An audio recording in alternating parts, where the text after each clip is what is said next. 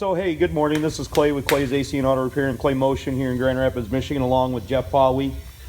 Jeff and me, pretty much Jeff mostly.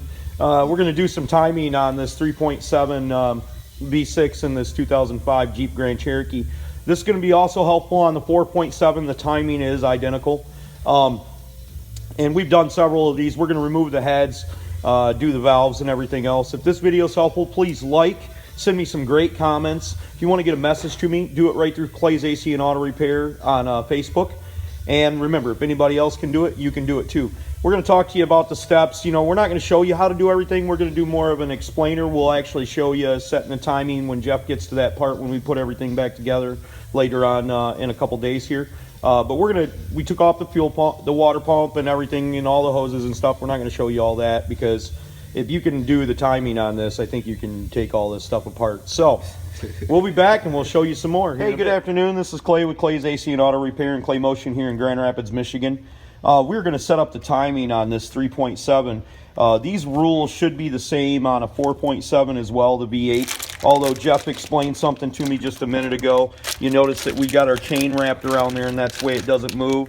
And he showed me something that was kind of interesting. On the 4.7 model, these links will literally sit in this window perfectly. These two the colored links there, right there, will sit in the window perfectly on the 4.7 model. On the 3.7 model, it's not so much so, but we're setting it this way, and obviously I won't post the video if this is a problem because it doesn't sit in there perfectly. It sits off to the side a little bit. We're also going to give you some illustration on the actual, process of doing it. We have the book here, and this is how we set it up. If this video is helpful, please like, comment, nice ones anyways. Subscribe to my page and share my videos because I show you these little magic tricks on how we do stuff, like Jeff with the zip tie. That's actually Jeff's trick. He does most of this timing for me here in the shop, and he's really good at it. Hopefully the video is helpful. Remember, if anybody else can do it, you can do it too. If you're going to get a question to me, just ask me right on Facebook under Clay's AC and Auto Repair. That's the easiest way. So, like you're seeing him set these links up and he's zip tying them. And then once he gets them zip tied, we'll show you how they're set up on this chain. We obviously cut the zip ties off. This makes you be able to do it by yourself, I'm assuming. Why do you do that, Jeff? Is that so you can do it by yourself? Well, that and the tool that actually holds these is kind of expensive. Sure. Sure. Thank you for thinking about my pocketbook. I appreciate that. I really do. So, do these links, does this sit in a window just like the other ones? Yeah. I kind of know the answer to these questions, but you might not. It's hard to see it because of not a whole lot of light. Oh, yeah. See, there you go. So you got the links in there, and then you got the links in there. And then you'll zip tie them so and that then you look at the orientation of this. Yep. And then these will sit up inside the, like Pippi Longstocking. Yep. Forward chain goes to the driver's side. Rear chain goes to the passenger side. Yep, we're going to show you the rest of the setup tomorrow morning when we throw this stuff in there. And Jeff's pretty good at it and usually starts right up. Don't have any issues, so we'll go from there. There's a balance shaft that you have to line up. So on these 3.7s, there's a balance shaft, and we just set the timing chain on top of there like that while we're on the bench, so we have it ready. Anything to add, Jeff, to this part? Not until we actually put it on, because there's a little trick to getting the balance shaft to line up. Okay, we'll show you that. So now we're going to install one of the tensioners on there, and that just installs with what, 2, 3, 4 bolts, Jeff? 2 for now, but then when you add the guide chain, that'll be its third mount point. Okay. But you don't do that. I won't do that until after the chains are in. Don't pull that pin down there by Jeff's left hand because you'll set fire off and everybody will die in the shop. So that's that. Hey Jeff, do you got your cams sitting any particular way? Have you moved them? You got both of the nipples pointed straight up, parallel with the things. Right now they're just in a neutral position. This one's in the right position, but this one you won't put.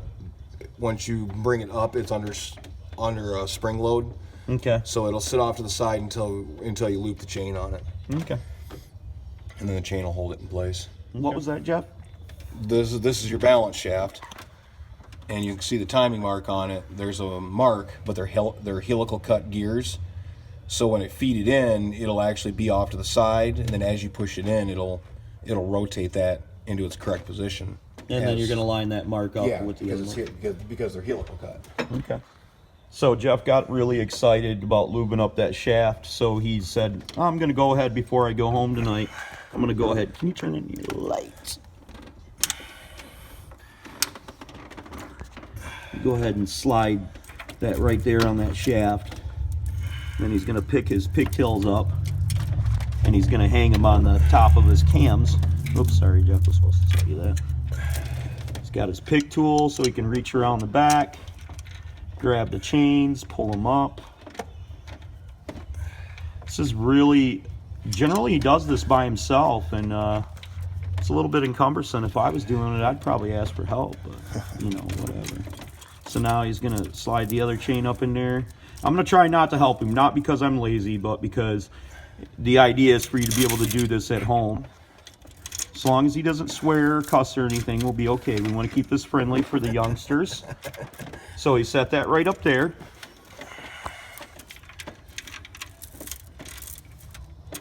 And that's a nice thing about the zip ties.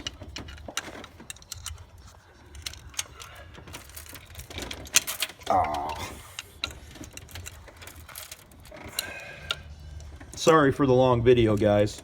Just remember, if anybody else can do it, you can do it too. So, you know, if we can do it, you can certainly do it. We're not the fartiest smellers in the bunch, so.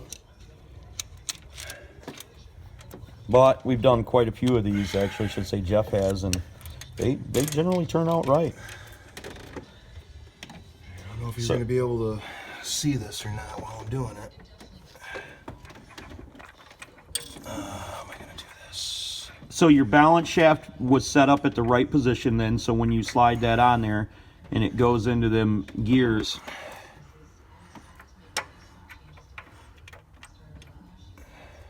Bam, just like that. I know he made it look simple for you guys, but explain to them what it should look like when you're done, just so. Okay, I'll back out. So you got your timing mark is these two gears right here. I've got them marked in yellow. On your balance shaft, there's a little dimple. That gear, the deer tooth that is below that dimple, you slide in between those two teeth, and when you push it in, it turns the balance shaft into the correct position. Ooh. Is there anything you need to check for at this point? Make sure that everything's tight and all of that stuff, Jeff? Just gotta make sure everything seats down right. Zip tie slipped. We're gonna look right in the window here when Jeff gets this lined up, make sure all of our gears are lined up. Something's not right. Well, that'll be good. We caught a mistake on camera, so. Yeah, the crank tooth doesn't want to. There she goes. There she goes. Now little wiggle, a little persuasion. Now we'll show you how to set the cams up. So we're going to hold our cam with a pair of vice grips because I assume that's what you have in the garage. We actually have a cam tool that we use to move this, but you can do it with vice grips. You're going to get it on the flat spot of that cam. You're not going to go on the lobes, the shiny spots. Do not touch them with the vice grips because that will mess some stuff up. So now what Jeff is going to do is he's cutting his ties, and when he goes to set this cam gear on, the other side that we already did is actually pretty easy. This side you have to move just a little bit once you got it near where it's supposed to be top dead center, and you're always going to reference the guide for that we showed you here earlier in the video, and it explains the steps and procedures, and I'm going to put a steel shot in the video so you can actually see that. Now, what you got going on there, Jeffrey? I'm just going to turn it. So he usually sets the chain on there, gets it turned around and close to where he knows it's supposed to be. What's it supposed to be, sticking straight up, Jeff, or is it supposed to be pointed towards the... Nope, straight up and down at 12 o'clock position. Okay. If I can get the chain to line up. There we go. Now he's going to take his other hand, move that around so it's under pressure on the lobes. Once he gets that pin driven in there. There she goes. Now, when we go to install these bolts, we put a little bit of Loctite on them because we don't want the bolts to slip out. We have seen it before when the bolts will back out of here, so I'd recommend just using some blue Loctite. It's not what the manufacturer recommends, but that just comes from experience. The other side is super simple. You can set that up straight because you're already at TDC on the engine. And Jeff says he's using red, which is, he's ticking it out before, so I guess it's not a big deal. So that's that step. So once you've got your bolts installed and you double check your alignment on your chains and everything, and your cam marks or everything is set right, go ahead and pull your grenade pins. Use the illustration for torque specifications on your cams and your thrust bearings and stuff like that that I supplied in there. And I'm sorry about Jeff's heavy breathing. I don't know what's going on. It really isn't that difficult.